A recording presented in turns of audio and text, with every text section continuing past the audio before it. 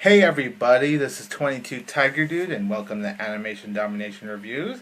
So let's start this off with the Simpsons episode Married to the Blob. Married to the Blob is about when comic book guy falls in love with this Japanese woman, but thanks to Homer's advice, it might possibly ruin their relationship along with the Japanese woman's father. I really enjoyed this episode of The Simpsons. It was really nice to see comic book guy fall in love with a woman.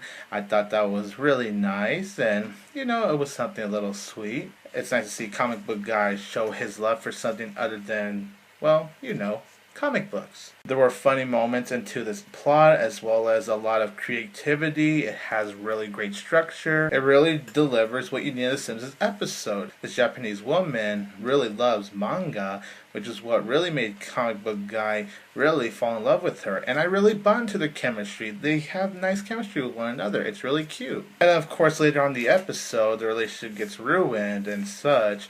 So then Peter and the Japanese woman's father, they go through these phases where they get passed out and they have like these crazy visions. And I want to say that scene was so cool. I thought the animation to that looked freaking crazy, and just these imageries of what was inside their minds while they were passed out. That was a really great scene right there. It was like about 3 minutes long, but that 3-minute time of that scene was used nicely. My only flaws of this episode would be that it is really predictable.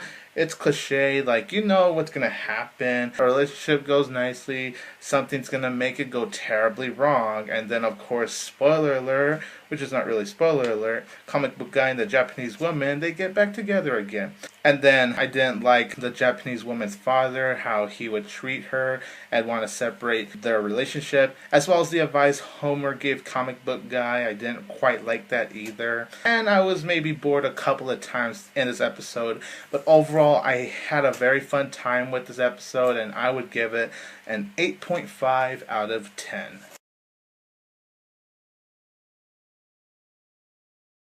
Now I'm on to the Bob's Burgers episode, Presto, Tina O. So this episode is about when Tina enters in the Young Magician show just to impress Jimmy Jr., her crush.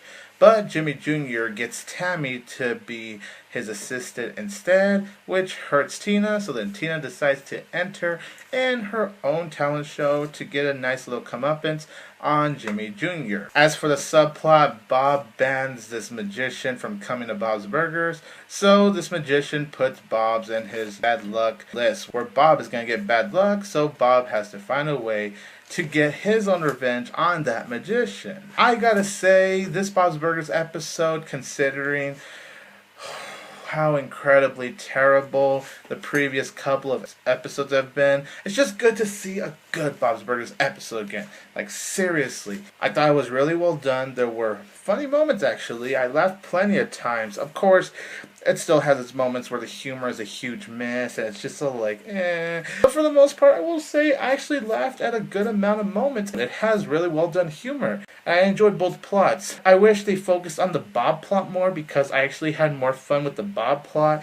The Tina plot, it was like, it's good, but it gets kind of tiresome, and I kind of lose interest once Louise and Gene get involved with the whole get revenge on Jimmy Jr. thing. What I really like about this is that it was actually unpredictable in terms of the Bob magician plot.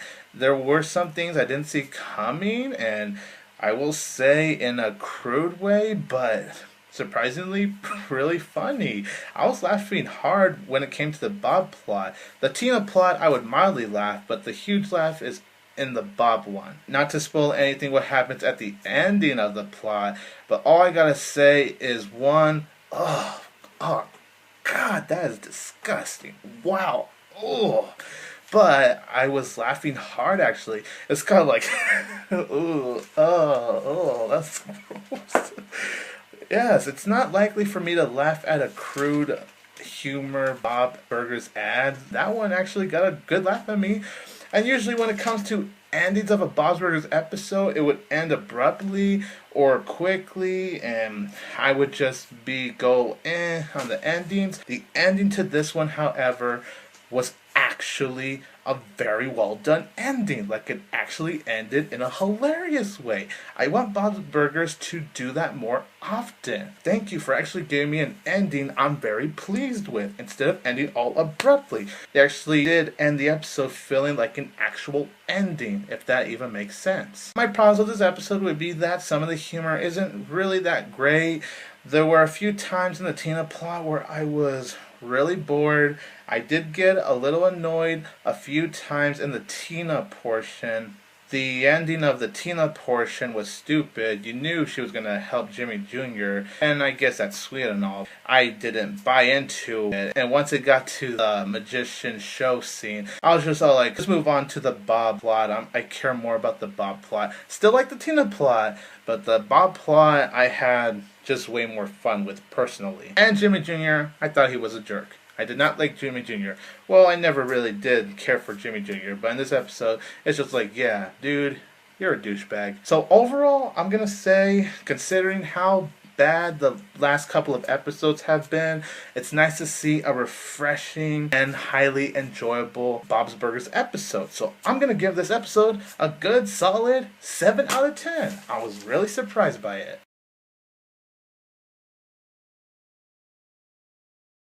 Now I'm here to review the Family Guy episode, Grim Job.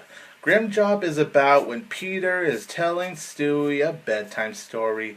He's reading Stewie the Three Tales, Jack and the Beanstalk, Red Riding Hood, and Cinderella. So you get the Quahog spin on these 3 classic fairy tales. I love this episode. This is one of the best episodes of Family Guy this season. Just one of the best episodes of Family Guy in general. I love the spin on Jack and the Beanstalk, Red Riding Hood, and Cinderella. I thought how those 3 storylines were told, they were really funny. There was a lot of jokes to them. There was a lot of creativity put into them. It's very well executed. It's fleshed out nicely by the writers, in my opinion. So many funny moments had me dying laughing so hard in this episode, and the storylines to each of the fairy tales were nicely done, and I really love the spins in there. It was really entertaining to see which of these fairy tale characters the Family Guy characters play.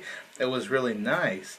And I really loved how it's Peter telling Stewie all these tales right here. One of the best episodes of the season. I have no problems with it other than literally the final 3 seconds, and if I just have to spoil very quickly what that is.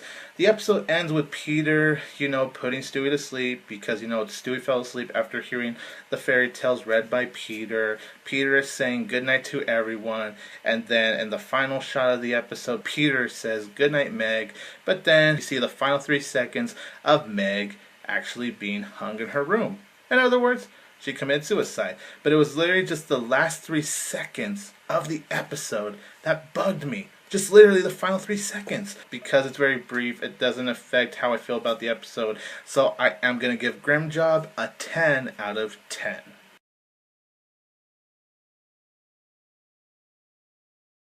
Now I'm here to review the American Dad episode, Familyland. This episode is about when the Smith family go to Familyland. It's kind of like Disneyland. It's a Disneyland is Zeke theme park. And Roy family come back from the dead and actually trap everyone in Familyland. There are people that have died in the theme park. So there's like this whole dark spin. It's not very well family friendly. And everyone's trapped in there with no way out. And the Smith family have to deal with staying in Familyland because apparently they really don't like the theme park. I'll give the episode this. It does have actually a pretty creative storyline on the Smiths being trapped inside Familyland and Roy family coming back to life. It was executed well in some moments. There are some funny moments added to this episode as well. But the problem with this episode is that the storyline isn't really all that strong. I did get really, really bored in some moments. I literally did.